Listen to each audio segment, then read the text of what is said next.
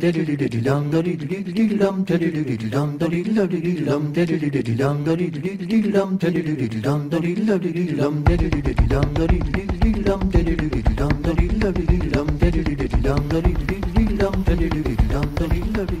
Commission de l'Éducation, de la Communication et des Affaires culturelles s'est réunie à Québec les 30-31 janvier 2011 sous la présidence de M. Didier Berbera, conseiller aux États en Suisse. Elle s'est tenue avant la conférence interparlementaire sur la diversité des expressions culturelles, organisée conjointement par l'APF et l'Assemblée nationale du Québec, en partenariat avec l'Organisation internationale de la francophonie et l'UNESCO. Cette conférence, initiée par l'Assemblée nationale, soulignait le 5e anniversaire de la Convention sur la protection et la promotion de la diversité des expressions culturelles. M.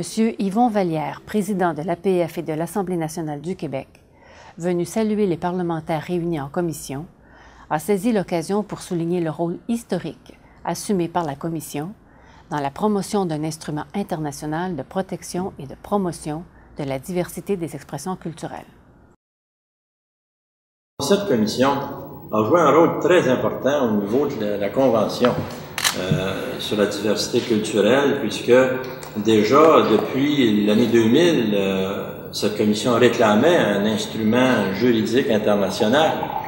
Et cette commission était très active et je vais vous indiquer d'entrée de jeu, comme suite à l'adoption, je l'espère, d'une déclaration finale là-dessus, votre commission va jouer un rôle de suivi exceptionnel.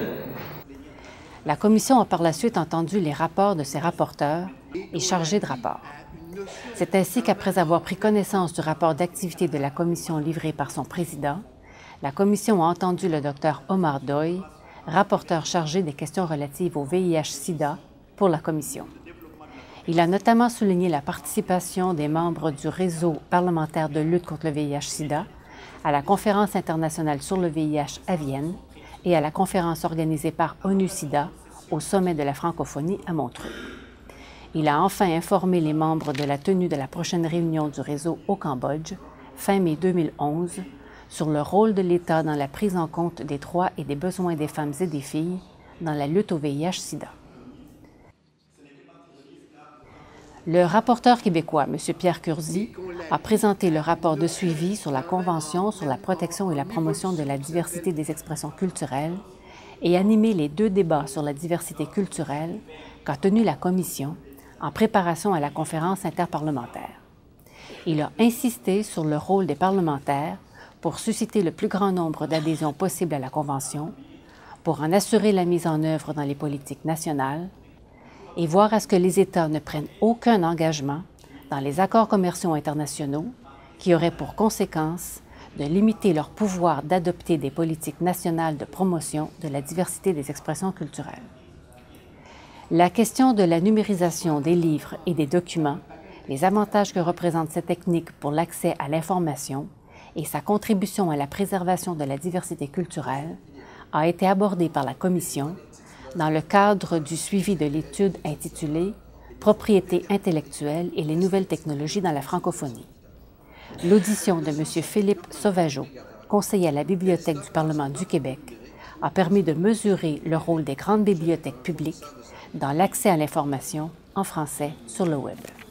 Ces dernières années, les grandes bibliothèques nationales du monde ont numérisé des milliers de documents francophones, tout en se concertant, et plusieurs bibliothèques universitaires ont fait de même. C'est dire qu'une partie importante du patrimoine documentaire des grandes bibliothèques francophones est disponible en ligne.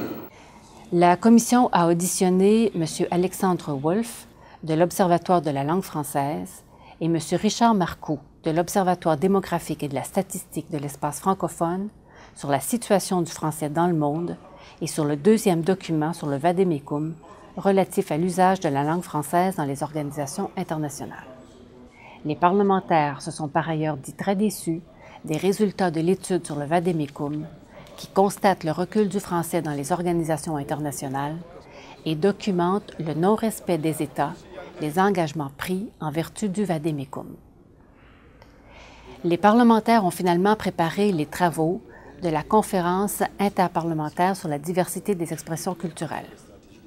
Pour ce faire, ils ont tenu 2 débats, Le premier sur les obstacles au développement des politiques culturelles dans leur pays et le second sur la culture comme vecteur de développement.